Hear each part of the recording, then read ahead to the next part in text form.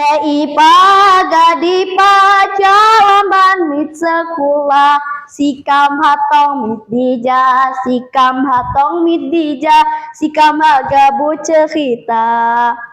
Assalamualaikum Dewan Juri dan teman-teman. Salam sejahtera bagi kita semua. Tabi pun. Oh ya teman-teman, tabi pun merupakan salam khas Lampung yang diucapkan untuk menyambut tamu undangan dan dijawab dengan ya pun. Perkenalkan, nama saya Kansa Nadira Clarista dari UPTSD Negeri 1 Sidoarjo, Kecamatan Pringsewu, Kabupaten Pringsewu. Akan menceritakan sebuah kisah yang berjudul Sultan Domas. Cerita rakyat ini diambil dari buku Legenda Daerah di Provinsi Lampung, karya Ahmad D.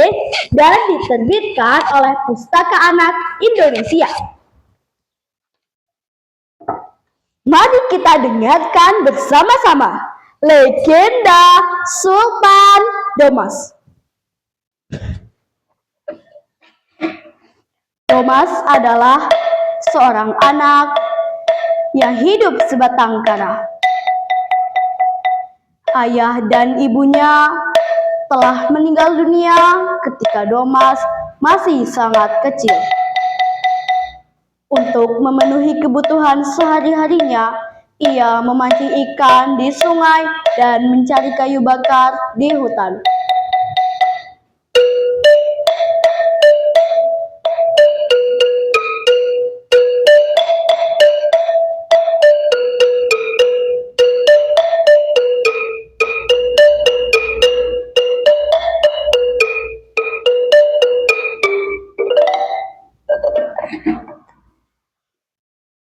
Suatu hari, ketika pulang dari hutan, ia mendapati gubuknya telah terbakar.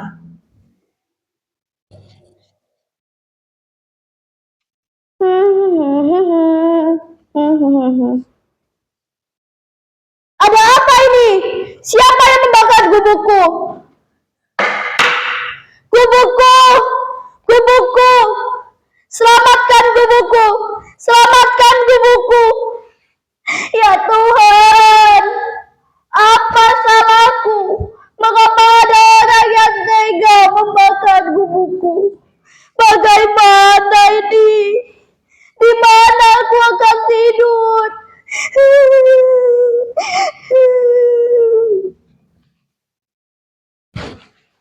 Malam harinya, saat tertidur, Domas bermimpi bertemu dengan seorang kakek.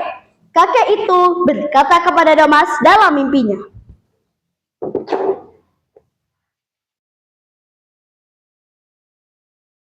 Domas, berjalanlah ke arah selatan. Nanti kau akan sampai di sungai yang besar dan ditumbuhi pohon-pohon besar. Tinggallah kamu di sana. Tanamlah buah-buahan dan sayur-sayuran untuk kebutuhan sehari-hari dan jualah ke pasar.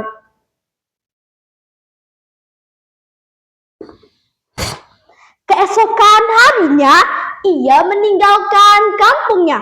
Domas menempuh perjalanan selama berhari-hari. Ketika sampai di tujuan, Domas melihat ada sungai dan pepohonan besar yang oleh warga setempat disebut Wais Kampung. Domas membuat pondok dan melakukan semedi. Ketika sedang semedi, Domas mendapatkan pesan gaib bahwa ia mendapatkan kesaktian berupa golok dan tongkat sakti. Ketika ia membuka matanya, Domas mendapatkan kesaktian golok dan tongkat sakti tersebut. Domas berkata,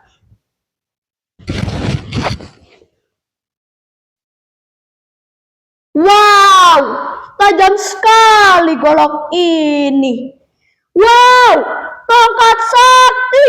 Aku akan gunakan ini untuk menolong orang yang membutuhkan. Terima kasih Tuhan."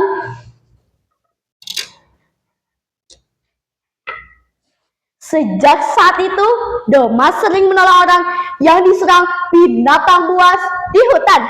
Dan sejak saat itu namanya berubah menjadi Sultan Domas. Nama Sultan Domas menjadi terkenal dan menjadi orang yang disegani dan dihormati karena ia sering menolong tanpa pamrih dan tanpa imbal jasa. Tapi ada saja orang yang tidak suka dengan Sultan Domas. Suatu hari, ketika Sultan Domas sedang mencari ikan di hulu sungai Wais kampung, datanglah 5 orang berwajah seram ke pondoknya untuk mencuri semua barang milik Sultan Domas, termasuk golok dan tongkat sakti. Setelah mereka mendapatkannya, mereka berencana membakar pondok Sultan Domas. Mereka mulai menuangkan minyak dan menyulut, tapi anehnya api tidak mau menyala. Ayo cepat, kita buka saja warung ini. Biar sekalian berata dengan tanah. Sudah ku coba berkali-kali, tapi tidak bisa. Api tidak mau menyala. Penjahat itu putus asa karena mereka tidak bisa membakar pondok Sultan Domas. Mereka hendak pergi melewati pintu depan pondok. Ternyata di sana ada seekor ular besar yang menyemburkan api ke arah mereka.